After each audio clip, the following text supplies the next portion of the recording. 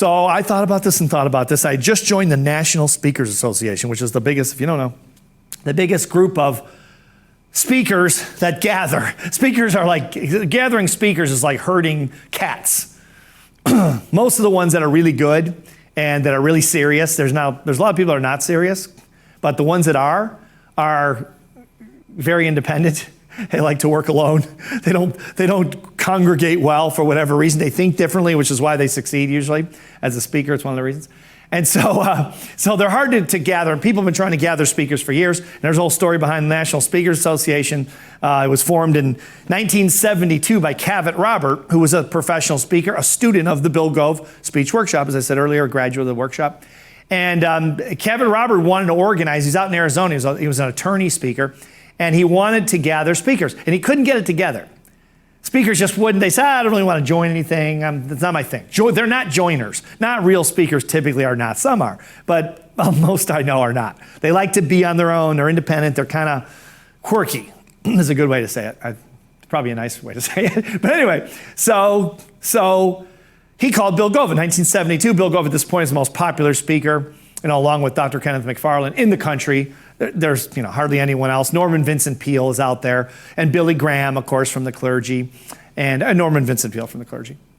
And there's a few other people. Zig Ziglar, another student of Bill Gove, is out there. He was a young guy back then. And not too many. And so Cavett Robert calls Bill Gove 1972, and he says, I have this idea it's called National Speakers Association, but you have to be the first president. Now, if you knew Bill Gove, you'd know Bill was a creative genius, but you would not make him president of an organization. He was not an organizational skills guy. It wasn't his thing.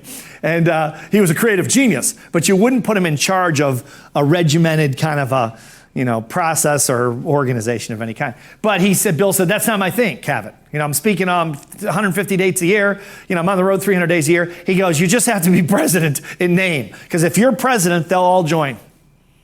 And if you're not, they won't, because I've been trying, and they won't join. But if I say you're president, they all show up.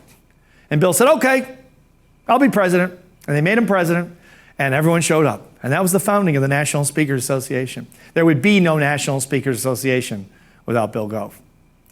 So anyway, so it's the Friday before the Tuesday I'm going to meet Bill Gove for lunch, right?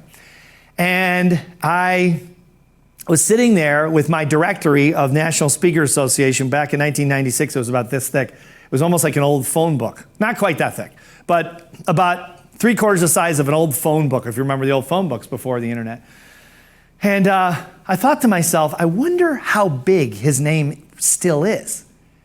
I mean, I've never heard of him, but I know all these other guys, or I know of all these other speakers, and I have their information in the book. Their phone number, their address, they don't know me, but what if I dropped his name? I wonder how big it really is. So I thought, yeah, let's test it out. I'm going to meet him on Tuesday. I wonder how powerful his name still is. So I looked through the NSA book, and I thought, well, who's the biggest name in the book?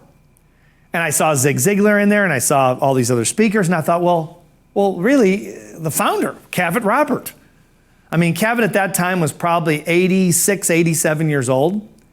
He was retired as a speaker, of course, and he was emeritus for National Speakers Association, so he was out of the organization, but he lived in Phoenix, and National Speakers was always based in Tempe, Arizona, outside of Phoenix.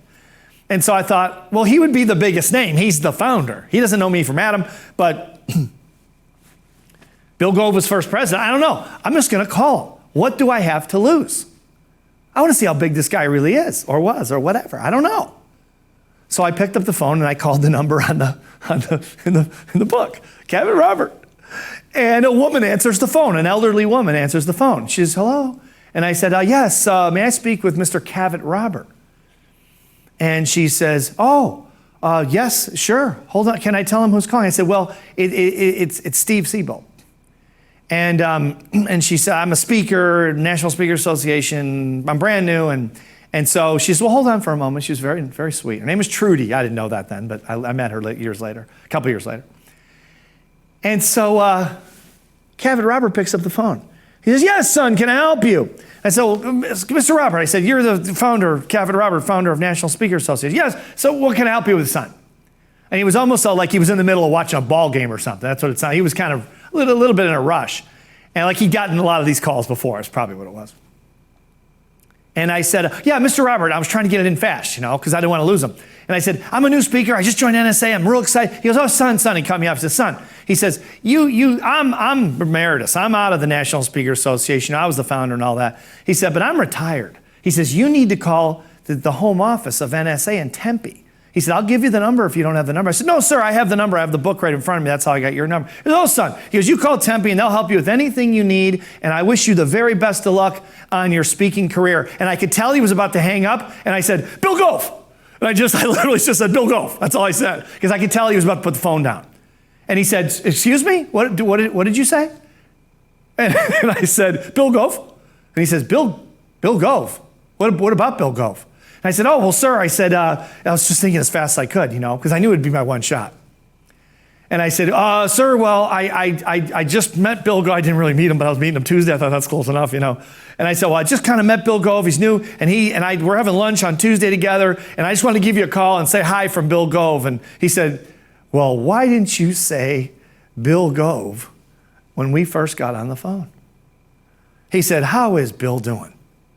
And I said, well, sir, and I never met him. I don't know. And I said, well, I think he's doing pretty well. I think so. We're having lunch on Tuesday. I think so. He goes, do you know what Bill Gove did for this industry? Do you know who you're having lunch with on Tuesday? Do you realize, son, that there would be no national speakers? So there would be no thousands of people all over the world in the National Speaker Association without the great Bill Gove?